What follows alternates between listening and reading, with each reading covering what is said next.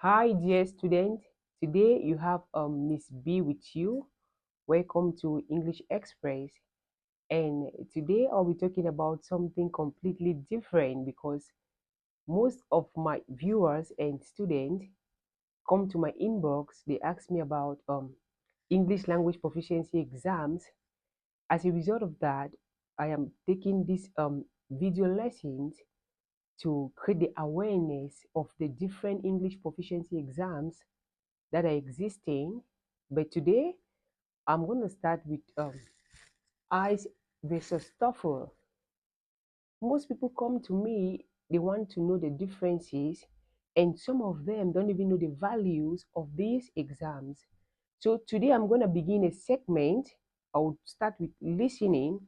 I'm going to show how IELTs and TOEFL are similar and different, okay, with our main emphasis on listening. In my subsequent videos, I'm going to talk about the other aspects. So when we talk about IELTS, we talk about the International English Language Testing. Let's say you want to travel, okay? You are traveling for educational purposes or academic purposes. You can either choose to write any of these proficiency exams, or let's say you want to travel for a job, you can equally write these proficiency exams. And once you write these English proficiency exams, it's easier for you to know your English language level. Most times when I ask some people their English language level, they say advanced. You can't determine your English proficiency level if you don't write these exams. Once you write these exams, your aptitude, your English aptitudes is measured. We can now confirm if you are A1, A2, B1, B2, or C1. Okay? So today now, let's look at the board. When you look at the board, we have eyes, we have TOEFL, teaching of English as a foreign language, and we have eyes. Now, let's begin with this. How is it related to TOEFL? Our focus is listening. In all these exams, our four language skills are tested: listening, speaking, reading, and writing skills are all tested. That is why we need to be meticulous when choosing an exam to write. And most of these exams give us open in more than 10,000 schools, or should we say about 10,000 schools internationally need these proficiency exams in case you are aspiring to study abroad or follow up with the Canadian immigration for work. Okay, so now let's begin with listening. In eyes, when you focus on listening, okay, the main idea is conversation, talk, and lecture. Meaning that when you are writing the IELTS exams, when it comes to listening, you listen to a conversation, a dialogue between two or more persons. You listen keenly. And when listening, what do? You follow up on your script. Okay, you follow your script to make sure that you are following the content because you have series of questions to answer. It can be a talk, okay, a talk about, let's say, the beach, or a talk about our environment or natural disasters. So you need to be familiar with all these things. It can be a conversation. And when we talk about a conversation, we are talking about a dialogue between two or more persons. It can be a talk, a speech presented by someone, okay? And again, it can be a lecture. Let's say the advantages of education, okay? The speaker might be talking about the benefit or the merit or the demerit of something. It might be pollution or our environmental hazard, or it can be anything. So you need to be keen. The secret is when listening, you need to be very keen. Now, under eyes, the second, we have fill in the gap multiple choice questions. So when it comes to listening, we equally have fill in the gap, meaning that eyes listening have different structures, different question structures in listening. At times, you listen and you fill in the gap. Probably they are talking about a man. Let's say the conversation can be about a man who forgot his wallet on plane, okay, and now they are trying to trace his identity because his ID card was found in that bag. Then you need to listen carefully what the speaker says in order for you to fill in the gap. In the talk, okay, the name of the speaker can be mentioned, his identity number can be mentioned, and they can ask you, the speaker can ask you, what is the name of that man?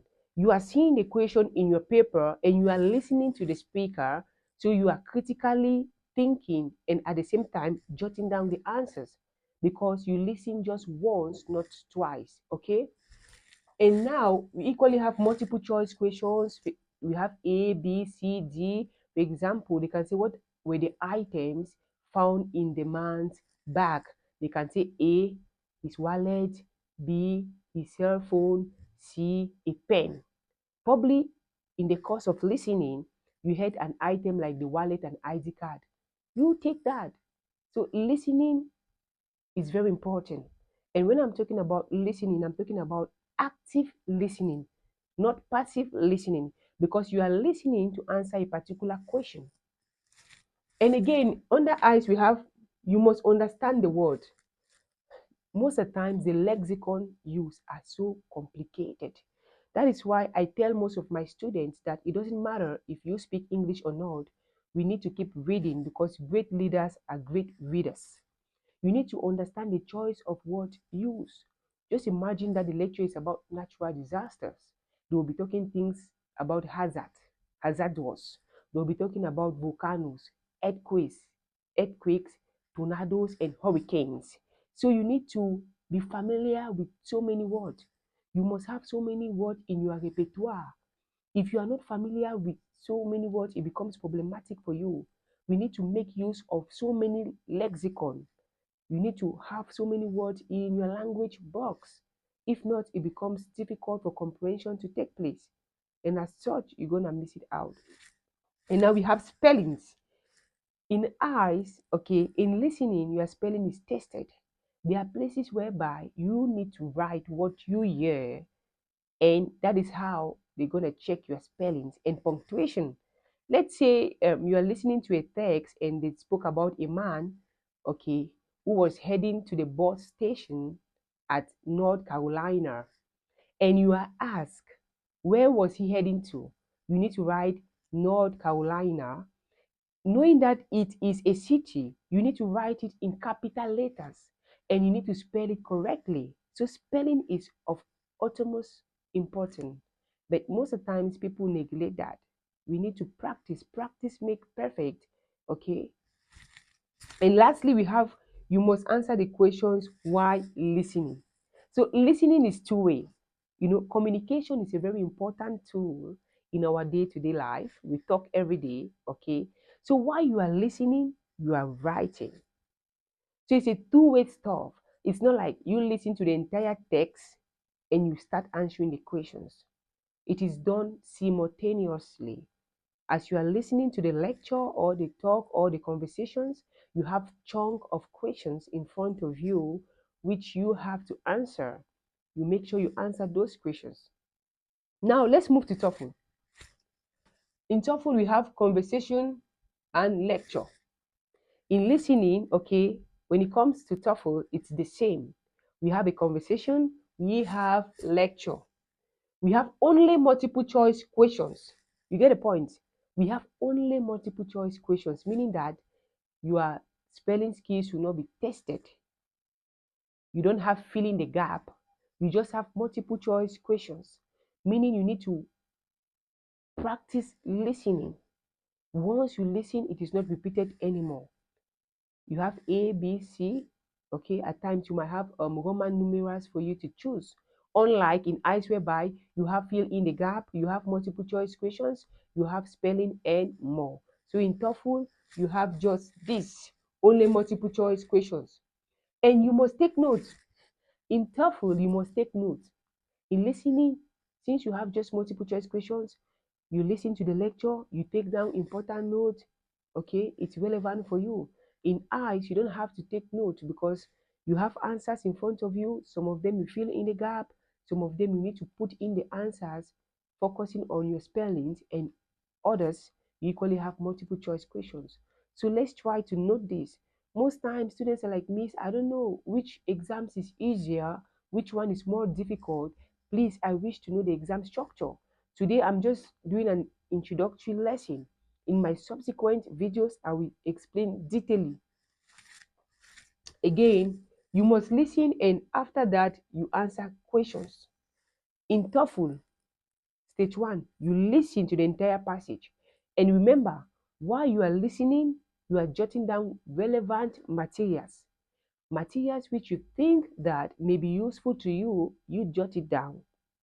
Because after the listening process, you have to answer the questions.